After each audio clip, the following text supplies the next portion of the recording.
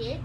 Di sini saya sebagai mahasiswa semester 4 dengan MPM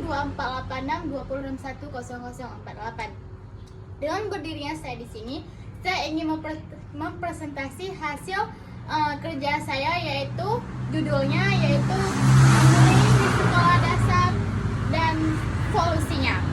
Baik, yang pertama saya ingin menjelaskan apa itu bullying di sekolah dasar dan solusinya.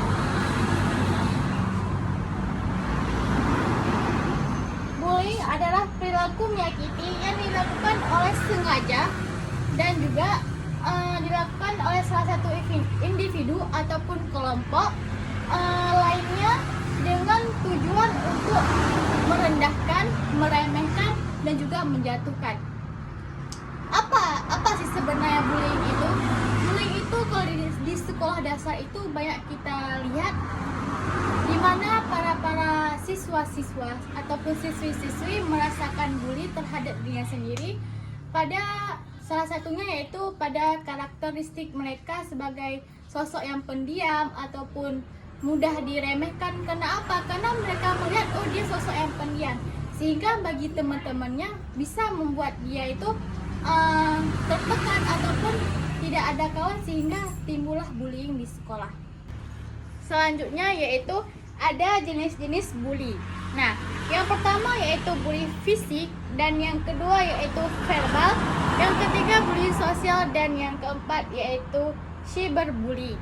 Nah, dari keempat jenis-jenis bully ini adalah makna sendiri yang terdalam, yaitu yang pertama pada bullying fisik.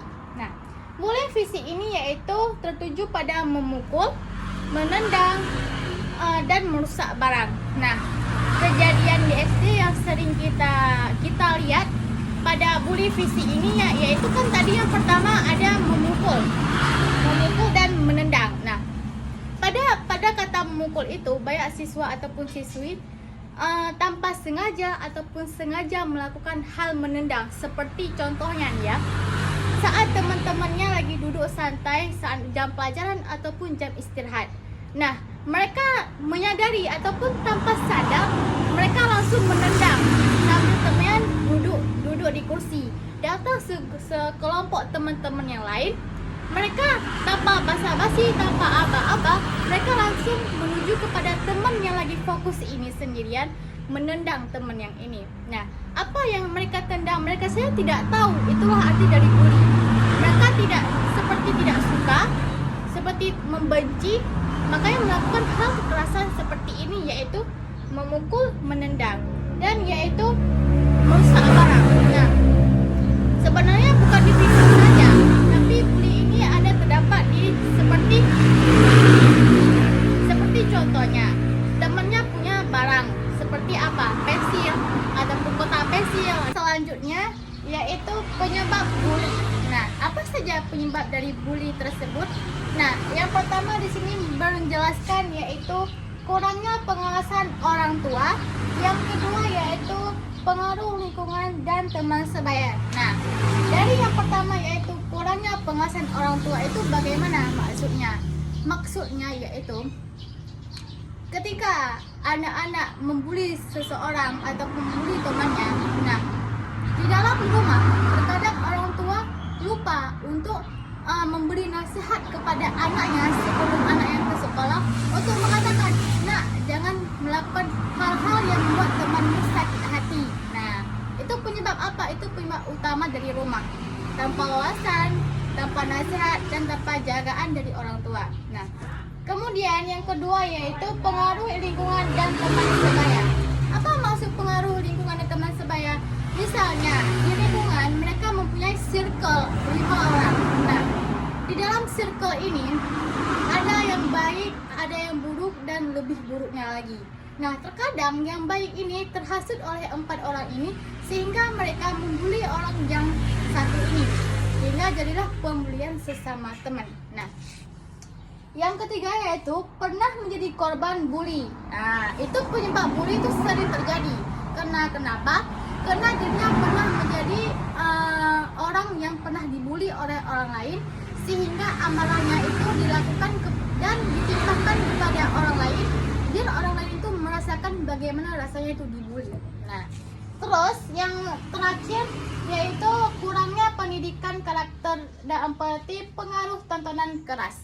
Nah, kurangnya empati itu yaitu mereka kurangnya nasihat dari seseorang, baik orang tua ataupun sanak keluarga, dan kemudian pengaruh tontonan kekerasan. Nah, tidak lama kita bicara bahas ini, yaitu tontonan apa seperti TikTok. Nah, di TikTok itu nggak semuanya baik. Ada juga tontonan yang menyebabkan kita terdorong kepada hal-hal yang tidak baik seperti bullying ini. Itu adalah salah satu penyebab terjadinya bullying di sekolah. Selanjutnya yaitu dampak bully. Dampak bully ini banyak berbagai dampak bully yang terjadi. Yang pertama yaitu dampak bagi korban dan dampak bagi pelaku. Nah, dampak bagi korban yang kena bully tersebut adalah mereka merasa minder, tidak percaya diri, dan merasa kekurangan fasilitas sesama teman ataupun di lingkungan sendiri, sehingga menyebabkan mereka kurangnya percaya diri. Nah, kemudian dampak pada bullying sang pelaku yaitu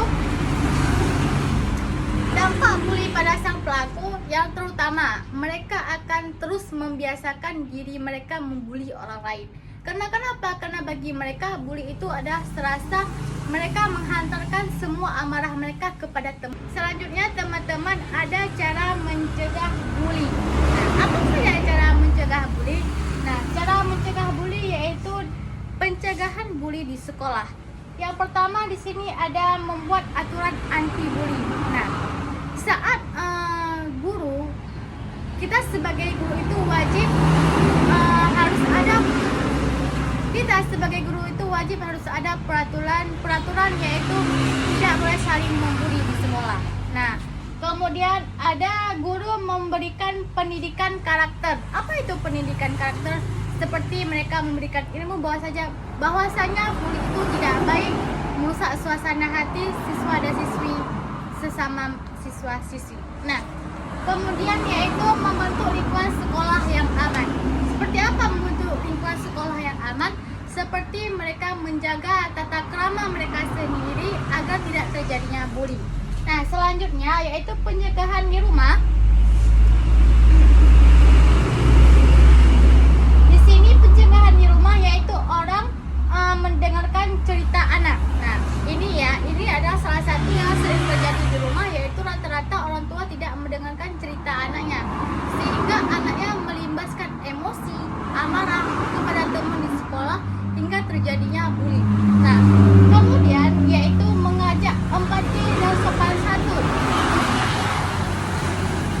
Sebagai orang tua, ajaklah anak untuk ada pada diri mereka sopan dan santun dan juga empati pada dirinya sendiri hingga tidak pernah melakukan bully di sekolah ataupun lingkungan.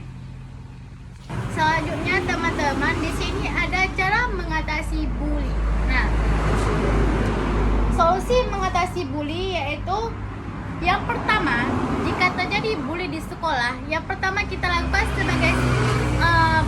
sebagai penerima bully yaitu kita segera melaporkan ke guru, baik guru BK ataupun guru kelas. Yang kedua yaitu memberikan konseling kepada korban dan pelaku. Apa itu memberikan konseling? Yaitu memberikan nasihat kepada sang pembuli dan kepada sang penerima pembuli. Kemudian yaitu mengadakan edukasi anti bully. Nah, maksudnya itu di sini kita memberikan sebuah peringatan kepada mereka untuk tidak melakukan hal-hal yang tidak kita inginkan di sekolah ini. Baik, dari sekian yang telah saya jelaskan, di sini dapat kita simpulkan. Kesimpulannya yaitu di sini menjelaskan bully adalah tindakan kriminal ataupun tindakan yang tidak seharusnya dilakukan oleh siswa-siswi di sekolah maupun di lingkungan luar sekolah. Kemudian, bully itu dapat dicegah dengan perilaku yang sopan santun, ajarkan mereka beretika sehingga mereka tidak melakukan yang namanya bully terhadap teman ataupun lingkungan sekitar mereka. Kemudian, yaitu cara mencegah bully. Pada kesimpulan ini yaitu mengajarkan kepada anak cara sopan dan santun, beretika, ramah, sehingga pada diri mereka tidak mencerminkan rasa bully terhadap teman-teman mereka, dan beri mereka nasihat dengan dengarkan mereka bercerita di rumah, sehingga mereka merasakan ada didengarkan di rumah ataupun di sekolah, sehingga tidak terjadinya bully yang seperti telah saya ceritakan tadi. Sehingga pada lingkungan sekolah ataupun lingkungan di luar sekolah kita merasakan ketentraman, dan juga kita tidak pernah dapat kabar daripada orang tua ataupun guru kita mengalami pembulian. Sekian dari presentasi hari ini, yaitu dengan tema mencegah bullying di sekolah dan solusinya.